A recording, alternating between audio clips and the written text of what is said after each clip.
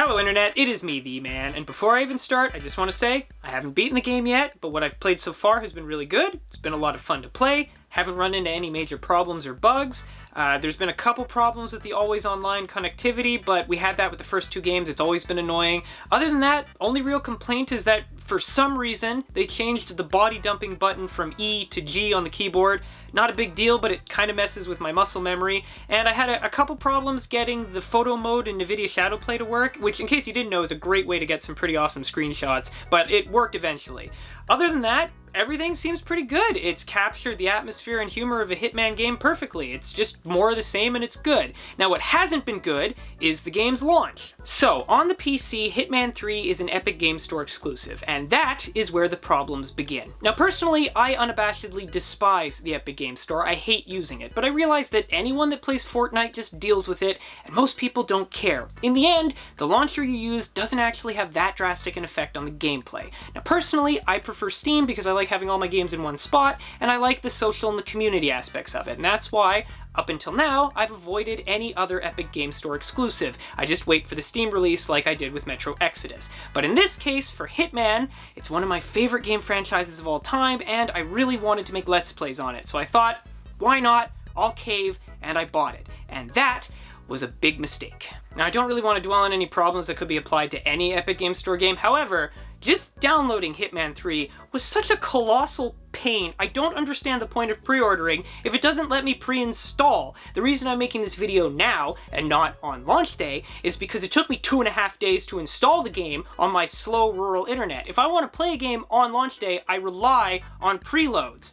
Also, the pre-order bonus lasts 10 days after launch, which I'm okay with, but then really, what's the point of pre-ordering? You could buy the game right now and get everything I got. Now, being forced to use crappy software is annoying and infuriating, but it's nothing new and it's not unique to Hitman 3. What is unique to Hitman 3 is the absolute catastrophic mess that was their crossover program. Now, when Hitman 1 came out, it had this weird episodic release pattern that nobody liked, but it worked. But what's interesting to note is they originally called it Hitman Season 1, implying that there would be other seasons. Now, that ended up being the other games, Hitman 2 and Hitman 3, but they weren't actually part of Hitman 1. So when Hitman 2 came out, they promised everyone that already owned Hitman 1 that all the old levels would be playable in the new and improved Hitman 2 engine, free of charge, assuming that you already had it. That was great. It worked flawlessly, and it was perfect. Now for Hitman 3, they said they were going to do exactly the same thing, but with Hitman 1 and Hitman 2. But then, they got the Epic Game Store exclusivity deal, and that ruined everything. Now there's a lot of conflicting information out there right now. A lot of articles that were written weeks ago now have updates at the end of them, but this, as of right now, is how the crossover system is working. You cannot directly confirm your purchased Steam Hitman games in the Epic Game Store version of Hitman 3. Instead, what they've done is they've added the Game of the Year edition version of Hitman 1 onto the Epic Game Store, and they've made it free for anyone that has purchased Hitman 3. So that carries over. Hitman 2, on the other hand, is a completely different story. Now this is where it gets really confusing. When you boot up Hitman 3 for the first time, it'll ask you if you want to carry over your progression from Hitman 2 into Hitman 3. Now you have to have all your games connected to your IO Interactive account, then you have to go to a separate website where it conducts the crossover. Now this can only be done once, which means everything you've done up until now in Hitman 2 will be carried over to Hitman 3, but if you continue to play Hitman 2, they won't be synced. Also, if you play Hitman 3 first, and then want to move stuff over from Hitman 2, apparently it overrides what you've done in Hitman 3, which is just ridiculous. Now this will carry over your mastery levels, your progression, and your items that you've unlocked. It won't carry over saves. That makes sense. It didn't do that for Hitman 1 to Hitman 2 either. However, it doesn't carry over the Hitman 2 levels. Just the progression you've done in them. No. For the levels, you have to pay again. I am dead serious. You have to purchase Hitman 2 a second time if you want to play it in Hitman 3. Now this only applies to the PC version. If you had Hitman 1 and Hitman 2 on PlayStation, they just carry over to the Hitman 3 on PlayStation. So honestly, I recommend buying this for the PlayStation because then you also get Hitman VR, which looks really cool. Just either wait for the Steam release or buy the PlayStation version. Do not buy the Epic Game Store version as of right now. It is a huge financial mistake. Now, I saw something where IO said that they're still hoping to work with Epic Game Store to bring pre-existing content free of charge to their fans and how this decision is out of their control. It's not a good defense. IO decided to take the Epic Games Store deal, which was just such a slap in the face to the fan base. Hitman might not be one of the largest selling franchises out there, but it has a very loyal fan base, and you do not want to mess with your very loyal fan base. Although in the end it doesn't really matter because they've already received however many millions of dollars the Epic Games Store gave them for the exclusivity contract, so they don't really have to worry that much about lost revenue. Oh, and also just a tip, if you're like me and you have the Blood Money Requiem pack for the original Hitman, for some reason this does not carry over to Hitman 3. You cannot access the Requiem suit or the Chrome Silver Baller in Hitman 3. I don't know why.